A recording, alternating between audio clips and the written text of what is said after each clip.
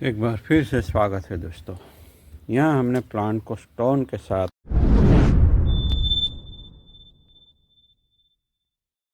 Attach करके रखा हुआ है। बहुत ही यूनिक तरीका है। ये तो पहले ही देखा ही होगा आपने अगर रेगुलर व्यूअर है तो, बट तरीका ज़बरदस्त है दोस्तों।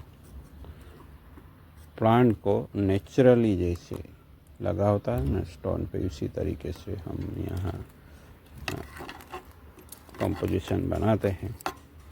स्टोन में पहले स्लॉट किया था और उसी स्लॉट में उसको हमारे मैजिक मिक्सचर से चिपका दिया था।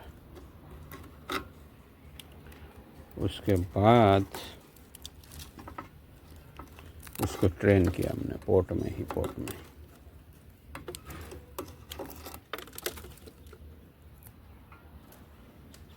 तो ये कुछ ऐसे निकल के आया है दोस्तों। ये सैंडस्टोन है तो टूट भी रहा है कहीं। तो इस तरह कुछ करने वाले हैं तो अच्छा वाला स्टोन लीजिए, बहुत ही बढ़िया हो वो स्ट्रॉन्ग वाला। ये फर्टिलाइज़र का बल्ब हमने दबा दिया था।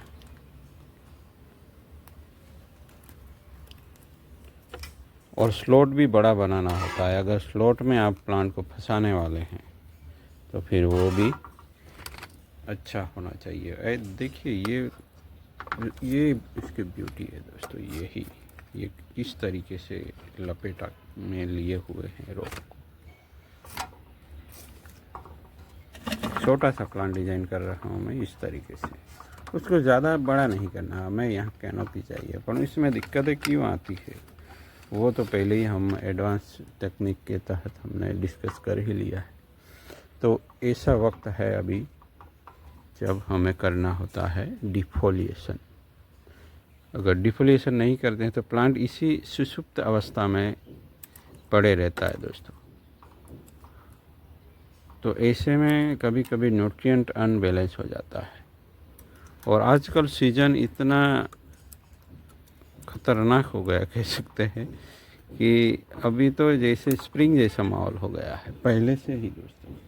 स्प्रिंग आने से पहले स्प्रिंग का मौसम आ गया है। तो प्लांट अब जगने भी लगे हैं कुछ।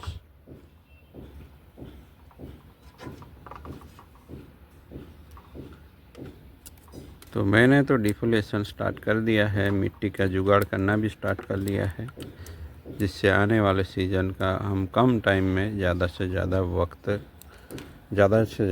कर सके दोस्तों। क्योंकि बहुत सारे प्लांट्स को हमें रिपोर्ट करना है। जैसे ही गर्मी बढ़ेगी हम स्टार्ट हो जाएंगे। दिन के और रात के टेम्परेचर में ज़्यादा फर्क नहीं होगा तब वर्क करने लगते हैं और धीरे धीरे प्लांट जगने लगते हैं और वर्क स्टार्ट कर देंगे। और उसी की तैयारी हमने तो स्टार्ट ही कर दिया ऐसा कह सकते हैं। कहीं कहीं डायलेक्ट भी देखने को मिला है दोस्तों। यहाँ देखिए ये डायलेक्ट कर गया है। तो इन सब को मिनिमाइज करने के लिए हमें अभी ये वर्क करना ज़रूरी है। तभी प्लांट स्प्रिंग तो आ ही जाने वाला है, तो तब तक ये एक्टिव हो जाए।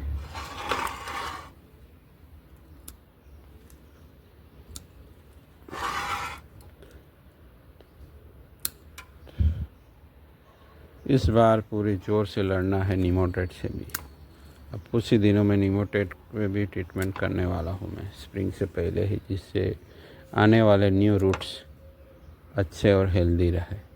क्योंकि जब ग्रोथ होता है ना प्लांट तो फिर रूट भी न्यू ग्रोथ करते हैं और आने वाले रूट में कोई अटैक ना हो, उसी का ध्यान रखना पड़ेगा दोस्तों।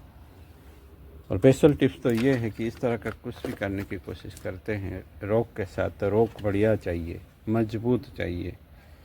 और इसमें जो स्लॉट बनाते हैं वो भी ज़्यादा ही रखना है, तभी प्लांट मोटा होते होते ये इसमें आ जाए। नहीं तो मैंने यहाँ बनाया था वो तो मिट भी गई है। यहाँ भी मैंने एक बनाई थी प्लांट को फंसाने के लिए, यहाँ से यहाँ बहुत ही छोटी सी पतली सी, क्योंकि प्लांट ही पतला था। तो इसलिए पहले ही हमें ये कर लेना है दोस्तों। कि स्टोन भी थोड़ा मोटा हाइट वाला ले लीजिए, और जो स्लॉट बनाना होता है मैं तो ग्राइंडर से ही कट कर देता हूँ। इसके लिए स्पेशल टूल्स तो हमारे यहाँ अच्छे से मिलते नहीं हैं, वो रिस्की है, ना करे दे भी चलता है, मगर किसी को करना हो तो। और रूट ओवर रॉक के लिए भी दोस्तों बड़ा ही स्टोन लीजिए, नहीं तो फिर प्लांट डेवलप होने के बाद पूरा ढक जाता है, कवर हो जाता है, स्टोन था या नहीं वो भी नहीं पता चलता।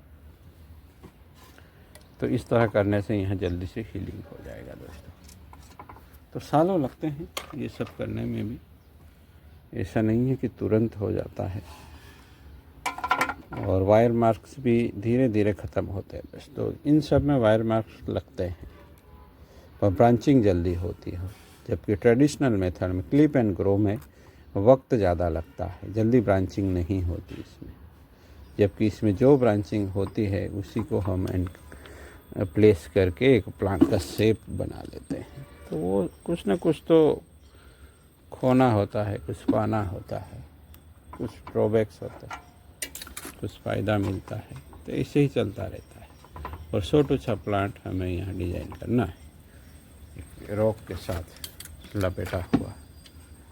मिलते हैं दोस्तों, ऐसे बने रहेगा। Thank you for watching.